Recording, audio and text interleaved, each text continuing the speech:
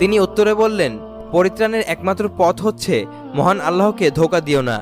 এমনটি করলে মহান আল্লাহ তোমাদেরকে ধোঁকা দিবেন। কেননা যে ব্যক্তি আল্লাহকে ধোঁকা দেয়, মহান আল্লাহ তাকে ধোঁকা দেন এবং তার হতে ঈমান কেড়ে নেন।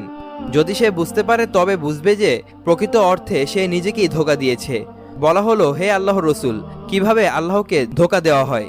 তিনি বললেন, মহান আল্লাহ যে কর্ম সম্পাদনের উদ্দেশ্য তোমাদেরকে দিয়েছেন তা তোমরা সম্পাদন করো, কিন্তু তোমাদের উদ্দেশ্য হচ্ছে আল্লাহ ব্যতীত অন্য কেউ।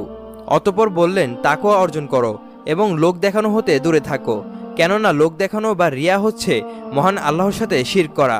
লোক দেখিয়ে কর্ম সম্পাদনকারীকে কিয়ামতের দিন 4টি নামে ডাকা হবে: হে কাফের, হে পাপাচারী, হে ধোঁকাবাজ, হে ক্ষতিগ্রস্ত।